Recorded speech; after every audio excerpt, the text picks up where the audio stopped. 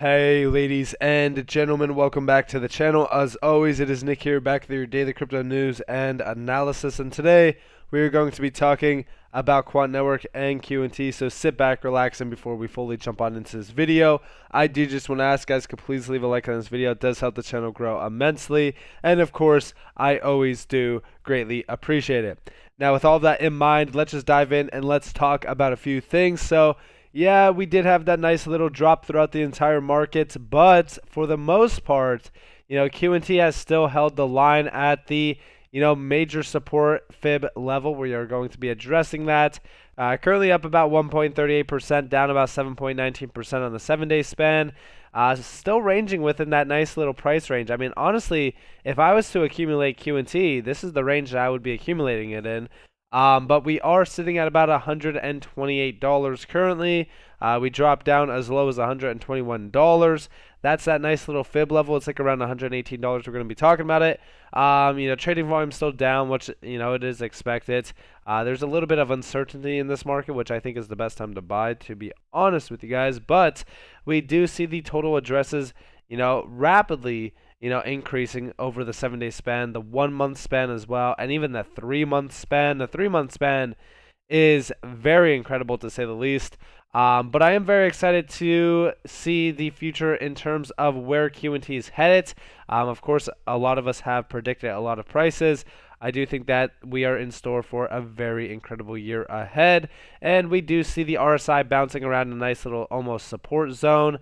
It's almost around this demand zone of like February, which looks pretty good for a bouncing point, but that's not what I really want to focus on. I actually want to focus on currently where we are right now on the price chart. So you guys do see that we almost tested that 236 fib level, perfectly at about $118, almost $119. And now we're kind of ranging a little bit below resistance, similar to other altcoins. We are in the same boat. Now, of course, my key targets are still on the board. Of course, that 200-day EMA is sliding down slowly but surely, and she's sitting at about 152.85. I'm looking for a significant break above that. We have not been above that since going back to almost November. We've had wicks above it, but for the most part, that's what will really tell me that QNT is about to take off. So that's the target point to watch for. It's $152.85.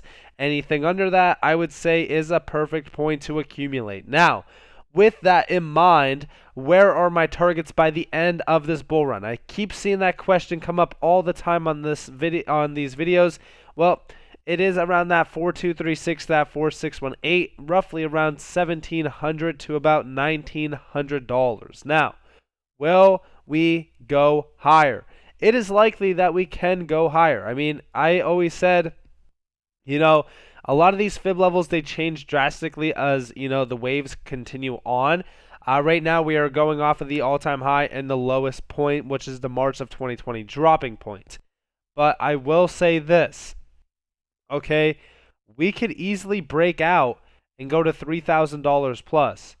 We are not obligated to just reach out to this 4236 and the 4618. I just know that this is a very common area to hit. Now, with that, we've always said, like, let's compare and contrast to the past, right?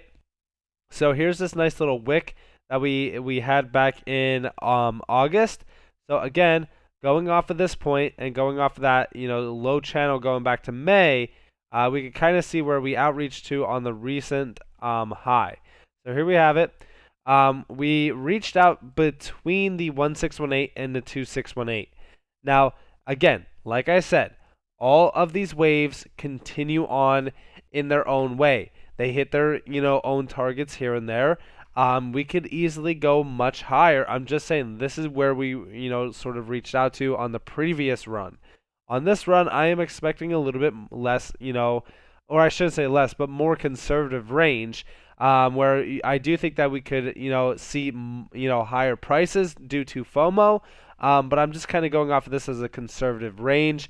But it is also, technically going off of our current structure. This is over a 10x opportunity on QNT by the end of the cycle. So again, when we are talking about the current price of QNT, Like I said, this is why I do think that this is a perfect buy opportunity, just simply because of those fib outreaches. Again, do your own research, know what you are investing your money into. And with that being said, let's move on. So Quant network just released the 2.2.3 of Overledger. It unlocks access to the Polygon mainnet, increases API support for Polygon moonboy testnet, and provides new APIs for Tier 2 QRC20 tokens or smart contract function. Sorry. Now, I read over this, excuse me, and it seems like they are adding a lot of support for a few tokens, as you guys do see down there. Stablecoin, DAI, USDT, USDC, and then of course Wrapped-Matic and Wrapped Ethereum. Now, you guys can see, that this release does support for all available Ethereum-based functions for Polygon, basically allowing all the functions that Ethereum-based tokens do have. It's kind of over to Polygon now as well. Bridges are being built. I think that when we are talking about interoperability between these networks, it is crucial. I've mentioned it multiple times. You guys can also see, the ERC20 support for Polygon. This is basically going to allow for, a lot more developer use on these networks. And of course, when we are talking about, the networks being bridged, this is a perfect way on how it really is built out. So, shout out to Quant. They are continuing their development, continuing to work on the network, and I'm very happy to see this. Now, also, I do want to talk to you guys about some exciting things. So, shout out to Son NL11 here, but Finality. 2019, we speak to Finality a lot. They are a settlement technology. We can interoperate Finality with all blockchains. 2022, after building for years, going live Q3 2022. Tech stack connect to any blockchain core to Hyperledger. And this is the big, this is basically the insider information on why Quant is involved and the legacy system. There is no other asset out there, or I should say network, that is interconnecting legacy systems to the blockchain. So this tells me that this is Quant. And we actually do see down here a few diagrams. Here's interoperability. This is the Finality global payments. You do see where this is interconnecting to massive markets, by the way. Security settlement, exchange/clearing, trade finance, issuance, collateral management, and then exporter payments. This is going to interconnect all of the money. I know a lot of people love to say XRP is going to bridge all of the money. It's going to bridge everything together because it's going after Swift's market. It's going after the $5 trillion a day. Guys, I honestly, when we talk about XRP, I think that it has an incredible future ahead. But to say that it's going to bridge all of the money when we have so many other DLTs as well that are going after the same market is illogical. When we talk about a clear cut and dry winner that will bridge all of the money, it is Quant. Okay, because Quant is actually needed in terms of an interoperability layer for all DLTs. This is that interconnectivity layer that will allow for streamlined messaging formats to be gossiped between these networks.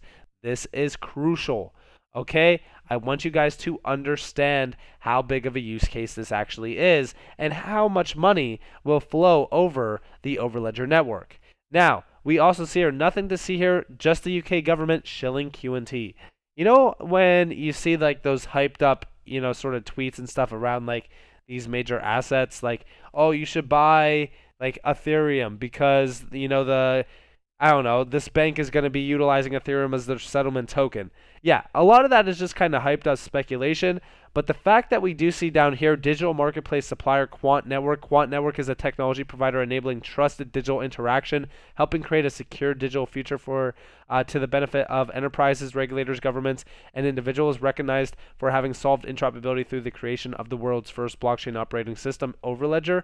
Like, seeing that on a government website, that should give you guys a clear view on the path that Quant is going down. This is extremely bullish. Nobody needs to shill Quant. In fact, I've seen so many people comment on some of my videos saying, dude, does Quant pay you to talk about QNT? Dude, if Quant was paying me to talk about QNT, I would be uploading 10 videos on QNT a day because there is so much information on QNT. But the idea here is the idea that I'm trying to get the point across to all of you how big of a role that Quant is really playing within this system. Everyone always loves to talk about the cross-border payment market. Everybody always loves to talk about Swift and how they are taking over in terms of RippleNet and this and that, but nobody really talks about the layers in between that are actually going to allow for those visions to actually happen. QNT is the bridge between all of this. QNT is connecting everything to one. This is extremely bullish. And we also do see here, it should be possible to integrate an e-krona into banks and payment service providers' own existing systems. I wonder is acknowledged for having the preeminent technology to offer this seamlessly. I mean, guys, understand how massive QNT is, and then understand where they are positioned at, and then understand where these CBDC pilots are trying to get to. They want to interconnect. And a lot of individuals are seen here. The problem does exist. See Sweden's report on e-krona and the quote highlighted in the tweet.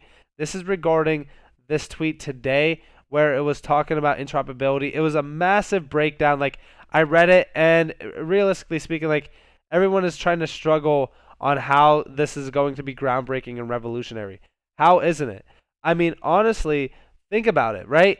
This is a major issue. Interoperability is such a critical area to focus on. We do see QNT is the only project with both the ability to connect DOT to legacy financial infrastructures and deep connections to central banks. It should be possible because of Quant's technology. Again, we even see here, Jeff knows, we do see Gilbert Verdian. We've had meetings with Oracle regarding the Swedish central bank. Again, we do see, are we in some way involved with the e-krona? Again, we have, confirmation on having some connections within this area. It's not a connection that we are, helping e-krona be interoperable, but we 100% should be, because Quant is absolutely killing the interoperability game. Like, they've solved it. All right? So we have a 100% solved area for Quant to essentially take over in terms of the banking structure, aka connect the legacy system to the digital system. And everyone is still, not grasping the idea on why this is such a massive, innovation.